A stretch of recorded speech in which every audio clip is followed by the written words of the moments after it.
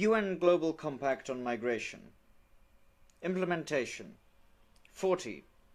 For the effective implementation of the Global Compact, we require concerted efforts at global, regional, national, and local levels, including a coherent United Nations system.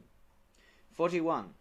We commit to fulfill the objectives and commitments outlined in the Global Compact in line with our vision and guiding principles by taking effective steps at all levels to facilitate safe, orderly, and regular migration at all stages.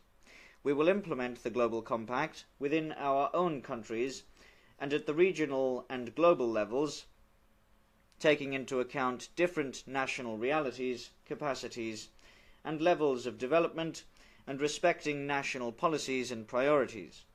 We reaffirm our commitment to international law and emphasize that the Global Compact is to be implemented in a manner that is consistent with our rights and obligations under international law.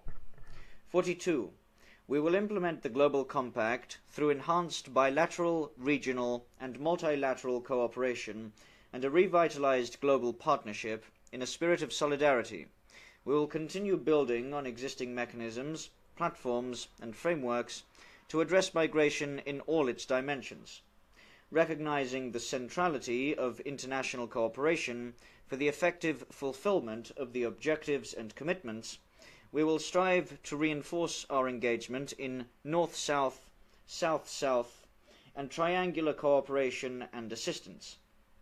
Our cooperation efforts in this regard will be aligned with the 2030 Agenda for Sustainable Development and the Addis Ababa Action Agenda. 43.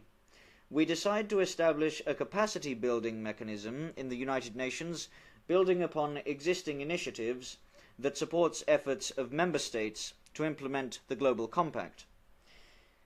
It allows member states, the United Nations, and other relevant stakeholders, including the private sector and philanthropic foundations, to contribute technical, financial, and human resources on a voluntary basis in order to strengthen capacities and foster multi-partner cooperation. The capacity-building mechanism will consist of a connection hub that facilitates demand-driven, tailor-made, and integrated solutions by 1. Advising on assessing and processing country requests for the development of solutions. 2. Identifying main implementing partners within and outside of the United Nations system in line with their comparative advantages and operational capacities. 3. Connecting the request to similar initiatives and solutions for peer-to-peer exchange and potential replication where existing and relevant. 4. Ensuring effective setup for multi-agency and multi-stakeholder implementation. 5. Identifying funding opportunities, including by initiating the Startup Fund. B. A startup fund for initial financing to realize project-oriented solutions by 1. Providing seed funding where needed to jumpstart a specific project. 2. Complementing other funding sources. 3. Receiving voluntary financial contributions by member states, the United Nations, international financial institutions, and other stakeholders, including the private sector and philanthropic foundations. C. A global knowledge platform as an online open data source by 1. Serving as a repository of existing evidence, practices, and initiatives. 2.